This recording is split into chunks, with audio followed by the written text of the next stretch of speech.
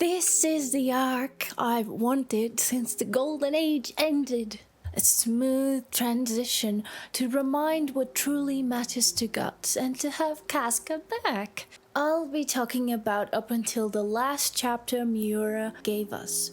Only when Mori finishes it, I think it's fair to give it a full review of whatever he does. The background is slowly coming together. We're only missing a few gamer lights, and we're all set, I think. And I need more books,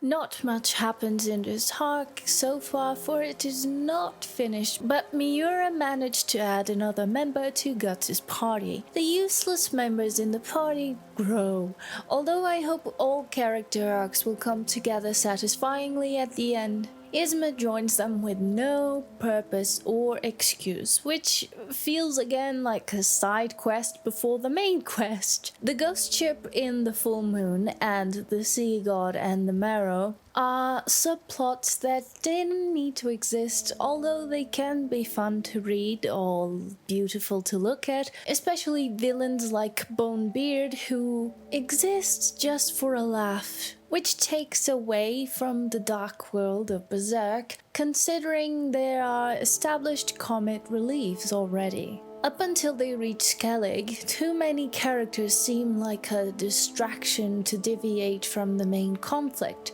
a tactic which most shonen authors use, some more than others. Given that Berserk is seinen, the existence of filler arcs as such are confusing to say the least, considering their usefulness to the main picture and the comedic tone. At a certain point, a reader loses hope there might be a way to make all these characters work and end their arcs in a satisfying manner. The first glimpse at a satisfying union of all these characters, either minor or main characters, is when Luca goes to Falconia or Rickert acquaints himself with Selat, the Tapasa, and Daiba. Characters who once had little purpose but to witness events start to gain their agency and story. One thing unites most of them, which is their personal grudges against Griffith. Damn, that slap was amazing. They've all suffered at the hands of Griffith. Rickert lost the Band of the Hawk, remaining in ignorance for years about the eclipse. Daiba lost his status and king, as well as Selat, who saw its country destroyed at the hands of Griffith when he killed Ganishka, the emperor of his country. Not all characters have suffered equally, but they have suffered at some point and at some level. Thus, some hope remains that the characters might yet have satisfying conclusions to their arcs connecting to Guts', Casca's, and Griffith's. Talking about the character's agency, Rashka? Is it Rashka? No. Rakshas. Rakshas reminds us of the fickle nature of demons. His desire to overthrow Griffith when he finishes serving him, whenever that is one in accordance with demonic nature, contrasting with most other demons who seem to serve Griffith just because the power he holds is greater than any other.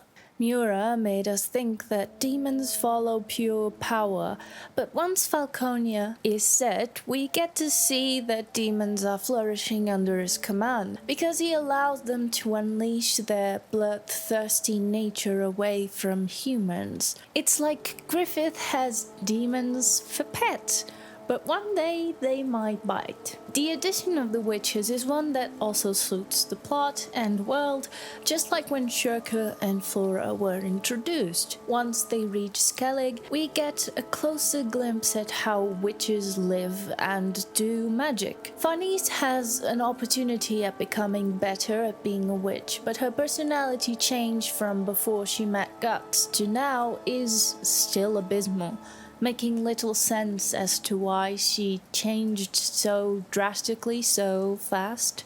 accepting witches that easily and wanting to become one. Although it is the best path for her character, it also seems odd for Rickert to develop a crush on Guts. We know he's a hunk of a man, but we don't need all female characters in his party to swoon over him platonically, especially a 12-year-old.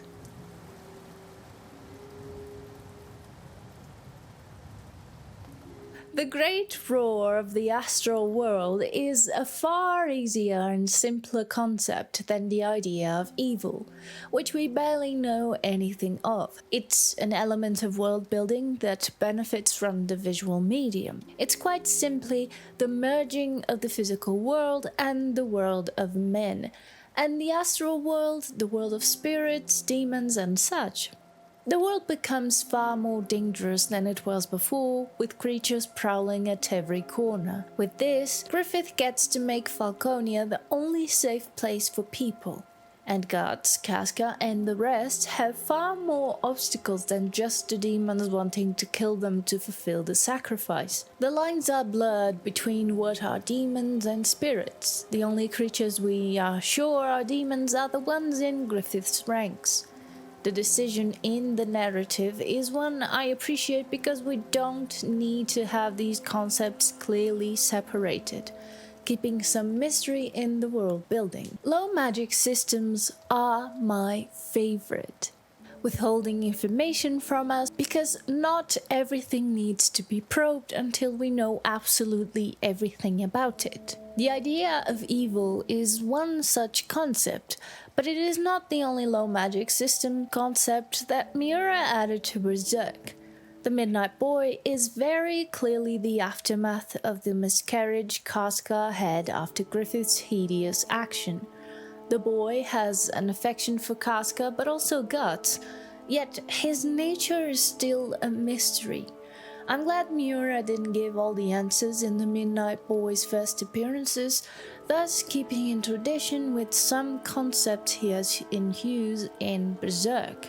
This mystery will likely be unveiled by Mori, and which I'm already aware of, but I prefer not to speak anything further about it, because, for the reasons I stated previously, that we need to have the full picture to review it.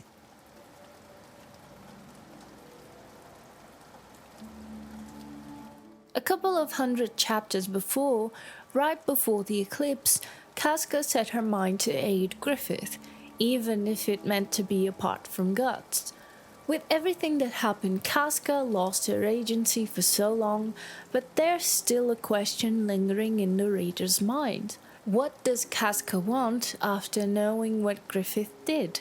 Berserk shines brightest when it comes to the main trio characterization. We've known for a long while what Griffith and Guts want. We've known for a while Griffith needed to accept his fate as a disabled man and be with the people who loved him. And Guts needed to accept what happened in the eclipse, help Casca and search for his happiness. What characters need is most often the opposite of what they want, to create conflict. Before the eclipse, we learned where Casca's priorities laid, which involved forsaking her relationship with Guts. Guts is well aware of Casca's loyalty to Griffith, but that doesn't change how he must have hurt when Casca rejected him to stay by Griffith's side. I would like to believe he dawdled so much to help her also because he didn't want to lose her a second time. Whilst Casca isn't herself, she remains by Guts' side. At the same time Guts holds on to her, Casca is a husk of the woman she was. Although he loves her, Guts also objectifies her and tries to take her against her will. Even if it is the influence of the Beast of Darkness, Guts doesn't behave this way with any other person, meaning it was an underlying desire to attack her. He misses Casca, yet it turns into a savage, uncontrolled will to be with her. One thing doesn't justify the other, of course. What I mean to say is that perhaps her rejection hurt him far more than he cares to show, and it appears at times when least expected. This dark side of God certainly plays a role into keeping Casca submissive, who isn't really herself. On the other hand, holding on to his humanity, Guts finds a way to help her regain agency. This is one of the very few differences between Guts and Griffith.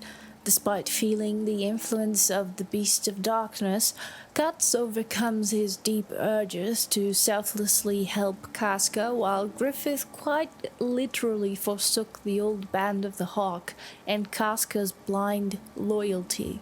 They're not similar at a level of humanity, but Griffith certainly still cares for Casca and Guts, otherwise he wouldn't have gone to the Hill of Swords to just check that he had no feelings. When fighting his irrational urges, Guts certainly suffers from anticipation of what Casca's choice might be. The truth is, oftentimes victims of SA despise physical intimacy and relationships, and on the account of such atrocities because the victims had difficulty overcoming the traumatic event, and boyfriends or husbands tend to not understand them. SA can precipitate a crisis not only for the victim but for the family, friends, and others in her network of social relationships.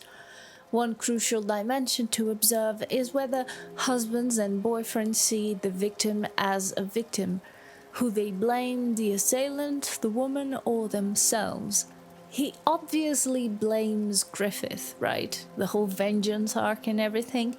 But my guess is that he also blames himself for not being able to be there and protect her. He watched it all, unable to move a muscle, unable to protect the woman he loved, despite none of them could have done anything to change their situation.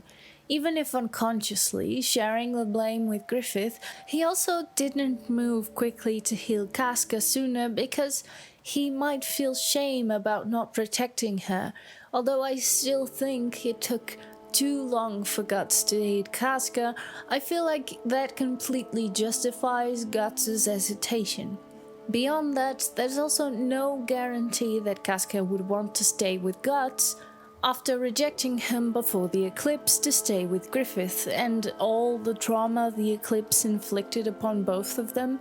Therein lies the tragedy of their relationship. Guts' dichotomy is not to help Casca and keep her, or help her and let her decide what's best for her. The reconstruction of Casca is one of the most visually compelling scenes I've ever seen on Berserk, taking place inside her mind. The visual representation of Casca broken into tiny little pieces turns into a literal sense despite us knowing it was also figurative. I was also glad that it wasn't Guts to put her together because he is far too close to her to have been able to do it, and of course due to what happened in the eclipse. Casca still displays some fear when she sees Guts, so if Guts had gone with Farnese and Shirku, it might have not worked as smoothly as it did. After the reconstruction of her psyche, Casca goes back to behaving as she did. Immediately she cuts her hair and dons armor, displaying her preferences. The only thing that they weren't able to give her was a peace of mind over what happened in the eclipse, and she also lost her memories of it. Once she sets eyes on Guts, it's clear that Casca will never be able to be herself while near him, turning her healing into another fragment of tragedy in their relationship. They'll never be able to be with each other again, and that reflects the reality of what happens between couples when one is SA'd. Previous research indicates that SA alter the frequency of sexual interactions, either by increasing sexual promiscuity or sexual reservation. sexual dysfunction and relationship conflict that may result from a lack of communication or increased hostility are related variables that impact relationship satisfaction. Not only do sexual problems lead to relationship dissatisfaction, but relationship dissatisfaction leads to sexual problems. Poor communication is associated with relationship distress, as well as sexual dysfunction and hostility. PTSD may amplify all these variables that lead to relationship dissatisfaction, as those with PTSD have been shown to avoid communication, act more aggressively, or have sexual problems such as sexual dysfunction. Another reason survivors may avoid healthy communication is because sharing information about sexual assault can put survivors at risk for hurtful responses. Even before she regained her agency, Casca displayed a distaste for Guts' touch. She gets used to it again, only to be ambushed by Guts himself. She can't speak, therefore existing another barrier between them besides the trauma. There is a tall, thick wall between them. When she comes back to her senses, there's no guarantee Casca will want to have any type of relationship with Guts. This arc, compared to the best structured ones, is building up to Griffith's and Guts' final confrontation. I'm yet to be convinced Isma and the other characters needed to be added to the party. One of you commented that Berserk started to feel more like a shonen rather than a seinen, and honestly, that's part of why I'm so disappointed with some of the choices Miura made. We don't need the power of friendship in this world because it doesn't fit. Guts forming new friendships for no reason also makes no sense with his character since he's a lone wolf. Puck was a lovely contrast to Guts, but the rest of the characters are there just to serve a certain purpose to the story rather than being solid characters on their own. There are also despicable depictions of children in Berserk and are completely unnecessary. Miura decided to draw naked children. Miura decided to make Shirka fall in love with Guts, saying things like, "That's your woman," or whatever. I mean, Miura also decided that all women around Guts should fall in love with him for some reason. I mean, Margaret Atwood could have, done the same, and I would have despised it all the same. Margaret Atwood is one of my favorite authors, if you don't know. The best part of this arc was Casca regaining her mind, regaining agency. The dichotomy Guts found himself in is also crucial for his arc in deciding what's next for his relationship with Casca and how he might evolve. Is it more important to keep her around or to love her and set her free? So, this one was a little bit more short because I didn't have as many chapters to review and analyze, so I hope you enjoyed, and I'll see you next time. Bye.